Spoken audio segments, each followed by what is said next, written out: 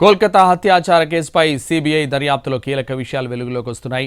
ప్రధాన నిందితుడు సంజయ్ రాయ్ శరీరంపై గాయాలను గుర్తించింది సీబీఐ. కస్టడీలోకి తీసుకునే సమయంలో కుడి ఎడమ మోచేయితో పాటు తుంటిపై గాయాలున్నట్లు గుర్తించారు అధికారులు. బాధితురాలు తీవ్రంగా ప్రతిఘటించిందనడానికి ఇవి సంకేతాలని, హత్యాచార సమయంలోనే నిందితుడికి గాయాలైనట్లు సీబీఐ భావిస్తోంది. గాయాలపై ప్రశ్నించినప్పుడు నిందితుడు సంజయ్ రాయ్ సమాధానం చెప్పనట్లు తెలుస్తోంది. ఇవాళ సంజయ్ రాయ్కి పాలిగ్రాఫ్ టెస్ట్ చేయనున్నారు సీబీఐ అధికారులు. మరోవైపు ఆర్జీకర్ ఆసుపత్రి మాజీ ప్రిన్సిపల్ పాత్రపైన సీబీఐ ముమ్మర దర్యాప్తు చేస్తోంది. నిన్న మాజీ ప్రిన్సిపల్ సందీప్ ఘోష్కు పాలిగ్రాఫ్ టెస్ట్ చేసిన సీబీఐ అవినీతి ఆరోపణలతో సందీప్ ఘోష్ ఆర్థిక లావాదేవీలపై కూడా ఆరా తీస్తోంది. ఉదయం నుంచి కోల్కతాలోని సందీప్ ఘోష్ ఇంట్లో సీబీఐ అధికారులు సోదాలు చేస్తున్నారు. ఆస్తుల డాక్యుమెంట్లను పరిశీలిస్తున్నారు. మొత్తం 15 చోట్ల సీబీఐ బృందాలు తనిఖీలు మొదలుపెట్టాయి. ఆర్జికర్ మెడికల్ కళాశాలలో జరిగిన ఆర్థిక అవకతవకల ఆరోపణలపై కేసులు నమోదు చేసి ఈ చర్యలు చేపట్టారు.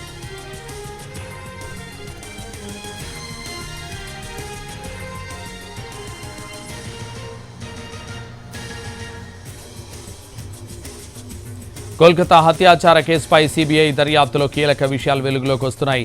ప్రధాన నిందితుడు సంజయ్ రాయ్ శరీరంపై గాయాలను గుర్తించింది సీబీఐ. ఇదే విషయానికి సంబంధించి మరింత సమాచారం మా ప్రతినిధి రాజు లైవ్లో అందిస్తారు. రాజు.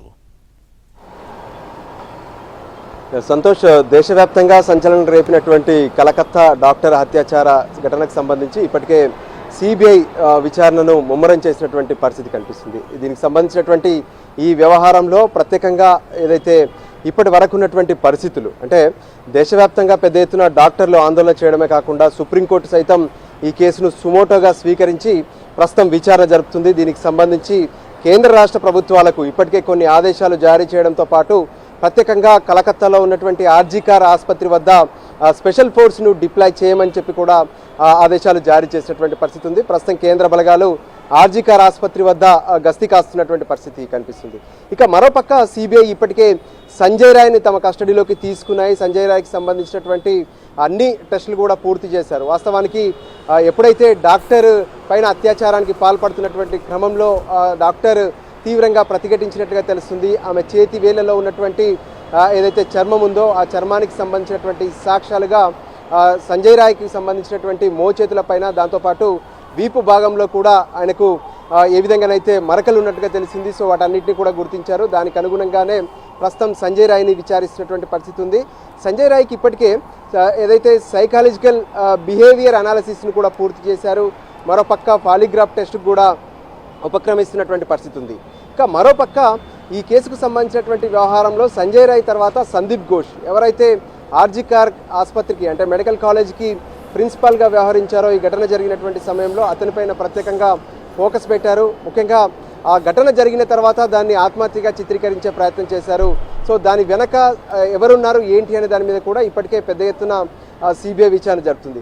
ఆ తర్వాత ఎవరైతే గతంలో ఇదే మెడికల్ కాలేజీలో సూపరింటెండెంట్గా పనిచేసినటువంటి ఒక వ్యక్తి ఇచ్చినటువంటి ఫిర్యాదు మేరకు అక్కడ జరిగినటువంటి ఇల్లీగల్ ట్రాన్సాక్షన్స్ పైన కూడా ప్రత్యేకంగా ఫోకస్ పెట్టారు. దానికి సంబంధించినటువంటి విచారణను కూడా ప్రస్తుతం సీబీఐ కొనసాగిస్తున్నటువంటి పరిస్థితి ఉంది. సో మొత్తానికి దేశవ్యాప్తంగా సంచలనం రేపినటువంటి ఈ ఘటనలో సంజయ్ రాయ్ పాత్ర, సందీప్ ఘోష్ల పాత్ర ఏంటి అనే దాని మీద సీబీఐ మాత్రం ముమ్మరంగా విచారణ జరుపుతున్నటువంటి పరిస్థితి కనిపిస్తుంది. Santosh. Right, thank you Raju.